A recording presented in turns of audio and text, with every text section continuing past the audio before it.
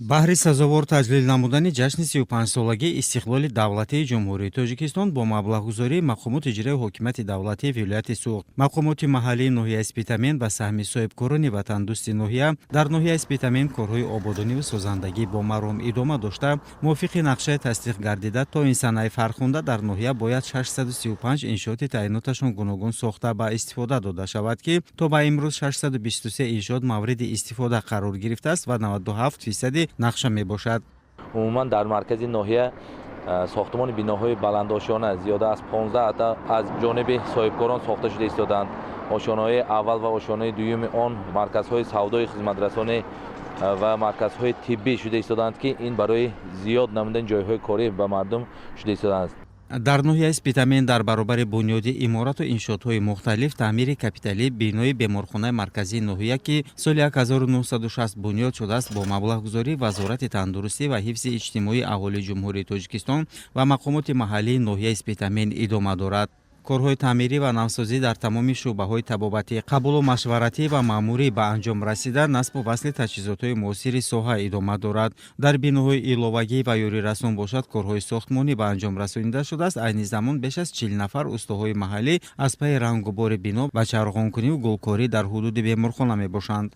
дар солҳои соҳибистиқлолӣ дар қатори дигар ҳамаи соҳаҳои иҷтимоиёт, соҳаи тандурустӣ низ рушд карда истодааст ва солҳои охир маблағгузории соҳаи тандурустӣ сол то сол зиёд мегардад ва таҷҳизонидан бо таҷҳизотҳои замонавӣ ва фароҳам овардани шароити корӣ сол ба сол дар қатори дигар ҳамаи соҳаҳо дар соҳаи тандурустӣ низ идома ёфта истодааст ва ҳозир бинои беморхона бахшида ба 35-солагии истиқлоли давлати ҷумҳурии Тоҷикистон пурра таъмири куллӣ гузаронида шуда истодааст. беморхонаи марказии ноҳия аз 5 бино иборат буда дар он 12 шуъба бо 64 нафар табибону 290 нафар кормандони миёнаи тиб фаъолият дорад. беморхона ба пуррагӣ бо мутахассисон таъмин буда барои қабулу расонидани кӯмаки аввалия, машварату табобат ва гузарондани амалиётҳои ҷарроҳии нақшавӣ ва таъҷилӣ омода мебошанд. ба гуфти табибони беморхона, дастгирӣ ва ғамхориҳои пайвастаи ҳукумати ҷумҳурии Тоҷикистон, асосгузори сулҳу ваҳдати миллӣ пешвои миллат муҳтарам Эмомалӣ Раҳмон онҳоро рӯҳбаланд карда бо сам кӯшиш мекунанд дар корҳои ободонӣ ва расонидани кӯмаки тиббии саривақтӣ ва босифат саҳми бештар гузоранд. имрӯз бо дастуру супоришҳои тибпарваронаи асосгузори сулҳу ваҳдати миллӣ пешвои миллат муҳтарам Эмомалӣ Раҳмон соҳаи тандурустии кишвар аз ҷумла соҳаи тандурустии ноҳияи Спитамен ба вусъат рушд мекунад. бо ғамхориҳои беназири пешвои муаззами миллат имрӯз ворид гаштани таҷҳизотҳои нави замонавӣ, сохтмон ва аз навсозии беморхонаи марказии ноҳия бори дигар гувоҳи онро медиҳад ки роҳбарияти олии кишвар нисбати соҳаи тандурустӣ бефарқ нестанд.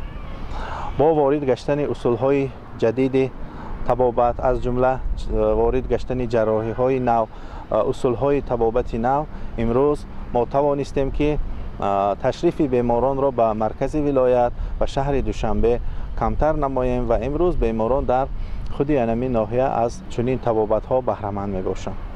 маврид ба зикр аст ки фароҳам овардани шароитҳои табобатии амбулаторӣ ва консерваторӣ дар муассисаҳои тандурустии ноҳия имкон медиҳад ки муроҷиаткунандагон беморон ба дигар шаҳру ноҳия ва давлатҳои хориҷ нарафта дар беморхонаи худи ноҳия муолиҷа гиранд. айни замон беморхона бо таҷҳизоти аксбардории рақамӣ, ултрасадо, кардиомонитор, таҷҳизоти нафасдиҳии сунъӣ ва дигар дастгоҳҳои муосири соҳа таъмин мебошад. дар ин муассисаи тандурустии ноҳия кормандон вобаста ба нақшаи тасдиқ намудаи вазорати тандурустӣ ва ҳифзи иҷтимоии аҳолии ҷумҳурии Тоҷикистон ва раёсати тандурустии вилояти Суғд аз курсҳои такмили ихтисос, баландбардоштани малакаву дониш дар дохил ва хориҷи кишвар мегузаранд ки ин ба баландбардоштани сифати хизматрасонӣ дар самти машварату табобат ва гузарондани амалиётҳои ҷарроҳӣ бо усулҳои нави ҷорӣ шуда таъсири хуб мерасонад. таъмиру навсозии беморхонаи марказии ноҳияи Спитамен ва фароҳам овардани шароити корӣ ба мутахассисони соҳа ва муроҷиаткунандагон тӯҳфаи арзандаи ҳукумати ҷумҳурии Тоҷикистон бахшида ба ҷашни 35-солагии истиқлоли давлатии ҷумҳурии Тоҷикистон мебошад. бояд қайд намуд ки чунин корҳои ободониву созандагӣ дар дигар муассисаҳои хизматрасонии тандурустии ноҳия